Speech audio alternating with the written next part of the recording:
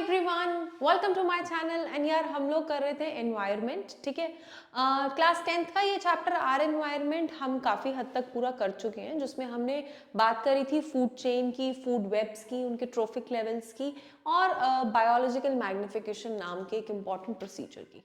ठीक है, अभी हम स्टार्ट करेंगे हमारा next topic. As you can see page 212, how do our activities affect our environment. हमारी ये एक्टिविटीज ने एनवायरनमेंट को कैसे अफेक्ट किया हुआ है। मेजरली हमारा ओजोन लेयर, जो कि आप देख रहे हैं मेन टॉपिक है आज का।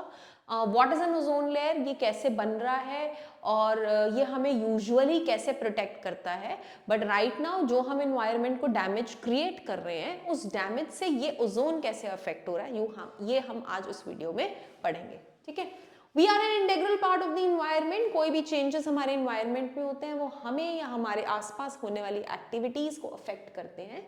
हमने ऑलरेडी क्लास 9th में देखा है कि कैसे हमारी एक्टिविटीज इन्वायरमेंट को पोल्यूट करती हैं, right. So we shall be looking at the major environmental problems, that is depletion of ozone layer and waste disposal. और आज के लेक्चर का टॉपिक है depletion of ozone layer, right. तो सबसे पहले बात करते हैं कि ये ओजोन बनता कैसे है। This ozone molecules O3 is a molecule formed by 3 atoms of oxygen.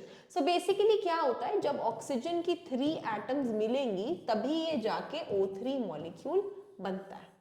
ठीक है, अब ये तीनों एटम्स कैसे भी मिल सकती हैं। हो सकता है ये कुछ इस तरीके से भी मिले कि एक ऑक्सीजन का मॉलिक्यूल एक एटम के साथ कंबाइन होकर O3 बना रहा है, एनी हाउ। ओके, नॉर्मली हमें पता है कि ऑक्सीजन हमारे लिए बहुत एसेंशियल है, लेकिन ओजोन हमारे लिए एक डेडली पॉइजन है। ओजोन इज आवर पॉइजन, ये हमारे लिए हेल्दी बिल्कुल भी नहीं है। ठीक है, हाउएवर हायर लेवल्स पे जाके ओजोन एक स्पेसिफिक फंक्शन परफॉर्म करता है, जिसकी वजह से वो हमारे काम आने लग गया। नॉर्मली वो हमारे लिए पॉइजन ही था। ठीक है, it shields the surface of earth from UV radiations of the sun. For example ये हमारा अर्थ है, ठीक है, और यहाँ हमारा सन है। तो अर्थ और सन के बीच में there is a layer which is called as the ozone layer, जो हमें सन से आने वाली यूवी रेज जो है उससे प्रोटेक्ट करता है, उससे शील्ड करता है। ठीक है, this radiation is highly damaging to the organism. For example, it is known to cause skin cancer to the human beings. ये हमारे लिए काफी डैमेजिंग है और ये ह्यूमंस को स्किन कैंसर भी कॉज कर सकता है। कौन? UV radiation. तो इसलिए इस यूवी रेडिएशन से बचना बहुत जरूरी है, और इससे बचाने का काम कौन करता है? Ozone, right. Ozone at higher level of the atmosphere is a product of UV radiation acting on oxygen molecule.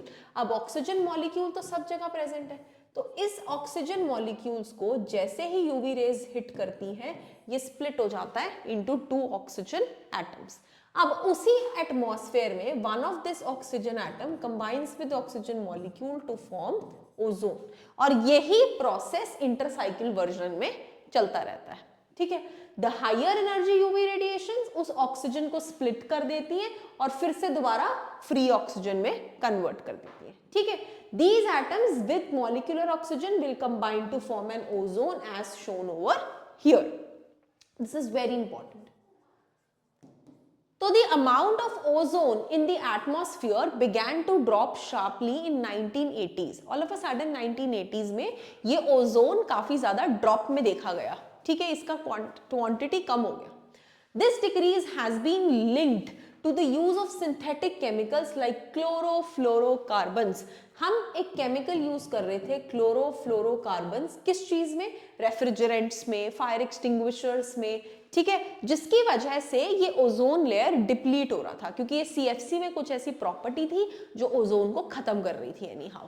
ठीक है, जिसकी वजह से यूवी रेज अर्थ के अंदर पेनिट्रेट कर पा रहे थे और जिसकी वजह से हमें प्रॉब्लम हो सकती थी। ठीक है, तो 1987 में UNEP, United Nation Environment Programme करके एक ऑर्गेनाइजेशन बनी which succeeded in forging an agreement, जिन्होंने एक अग्रीमेंट बनाया टू फ्रीज CFC प्रोडक्शन। ठीक है, कि CFC प्रोडक्शन को फ्रीज कर दिया जाए। ठीक है, इट इज नाउ मैंडेटरी कि सभी कंपनीज जो रेफ्रिजरेंट्स बना रही हैं, it should be CFC free. ठीक है जी। सो ये कहानी ओजोन की थी कि ओजोन बनता कैसे है, वो हमारे लिए अच्छा कैसे है, उसकी डिप्लीशन क्यों होने लगी और अब हमने उसको कैसे बचा लिया है। Right, this is all about regarding the ozone. अगले लेक्चर में हम बात करेंगे गार्बेज वेस्ट डिस्पोजल की and most probably will be ending with the chapter. Thank you so much for watching my lecture and that's all.